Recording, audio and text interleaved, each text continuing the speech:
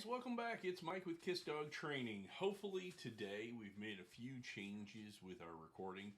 So hopefully the lag that some people had noticed in the video will be gone between what's coming out of my mouth and what you're hearing. But today our topic is going to cover the idea of frustration in dog training and expectations in dog training. Okay, so I think the first thing we got to talk about is going into the process with a reasonable expectation. So if you've got a dog, let's say, that has perfected a bad behavior over the time frame of 2 years, to expect a fix, and we're going to talk about the word fix here in a minute, but to expect that kind of behavior to be solved or better in 2 weeks is kind of insane. If you were somebody who had a bad habit and you had practiced that bad habit for 2 years and somebody walked up to you and said, okay, we're going to send you off to this training program or you're going to deal with this therapist and you should have it figured out in about 2 weeks, that would be an unreasonable expectation. So I always tell people, look at how long the behavior's been going on. The younger the dog, the quicker I think we can make some progress. But if you've got a behavior that's been going on for a while, it's going to take a while to create a replacement behavior, make that replacement behavior more rewarding than the bad behavior, and to see the change between the two. Now, let's talk about that wonderful word fix. A lot of dog trainers claim they can fix any dog, okay? I always tell my clients, don't ever think in terms of fixing things. I think you can manage, I think you can modify, I think you can improve. But, the ha-ha funny way, I guess, of looking at this is if I look at the idea of fixing my dog, it would be like me saying I'm going to fix my spouse or my child or anything else. At best, we know with human beings, the best we're going to get is management, modification, and improvement. You're never going to change who somebody is. And I don't think you're going to change who the dog is.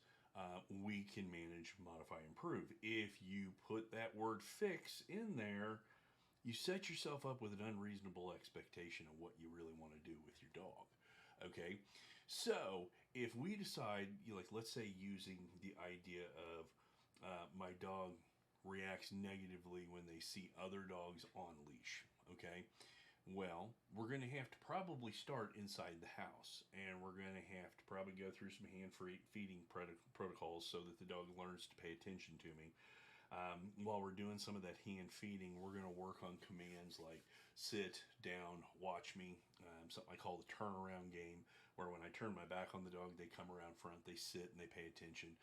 At this point, I would, inside the house, start working on a leave it command, which means quit looking at this, but come over here and look at this.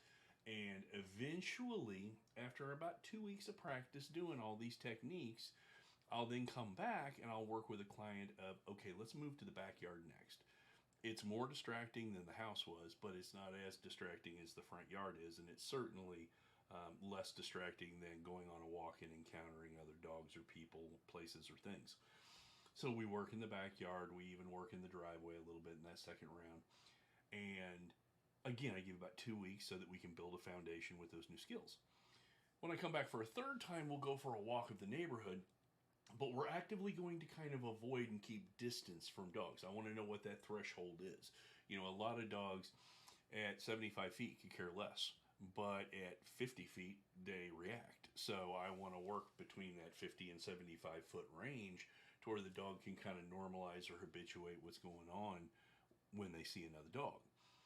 And then we're going to practice stopping at every driveway, things like that. And slowly but surely, now the dog is paying attention. Now the dog is redirecting a little bit. Now the dog is listening to cues of behavior on a walk.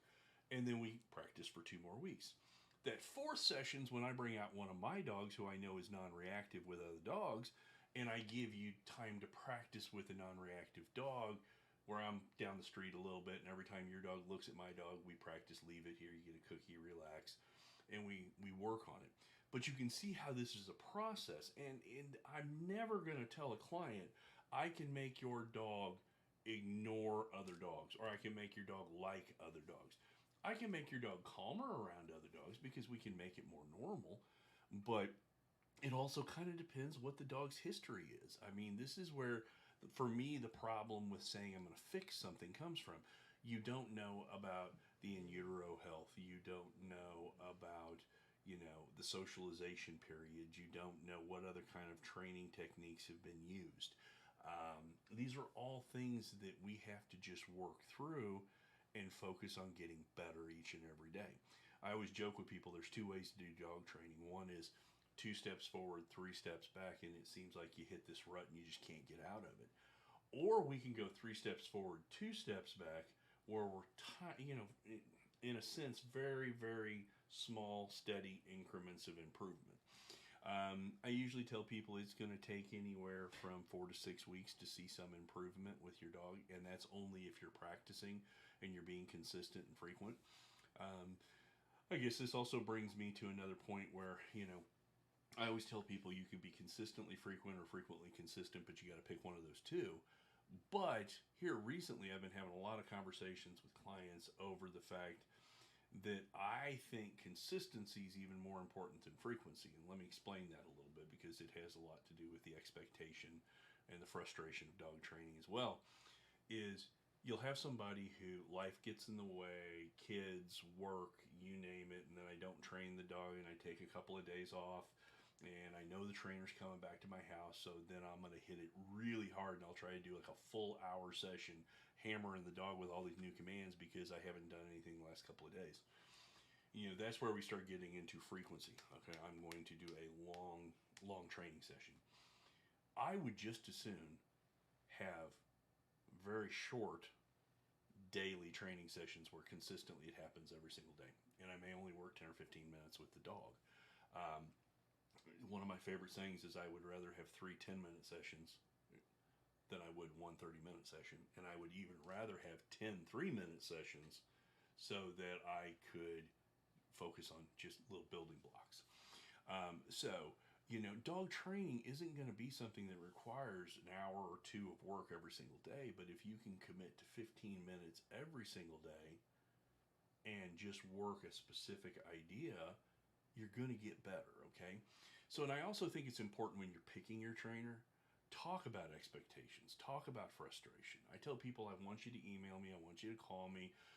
Part of my job as a dog trainer is also helping talk you off the ledge when that frustration level has reached, a level that you just can't handle anymore.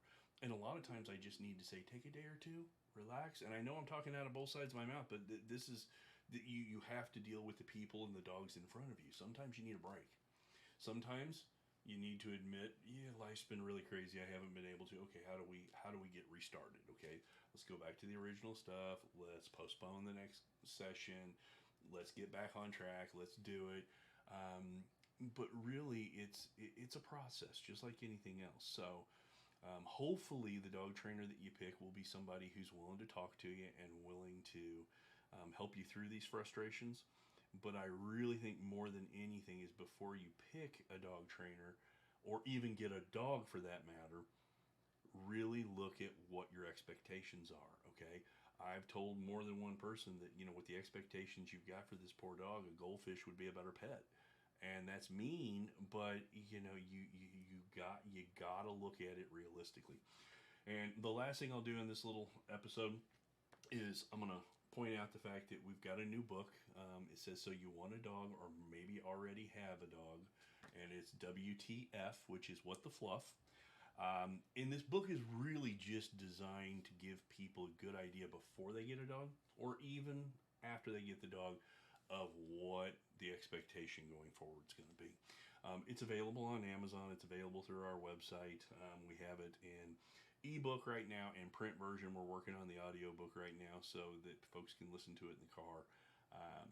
But if you've got any questions, please reach out. Some of this is going to frustrate people, and I'd rather have conversations with people and get them with the right kind of expectations so frustrations are managed from the very beginning. So it's Mike with K.I.S. Dog Training.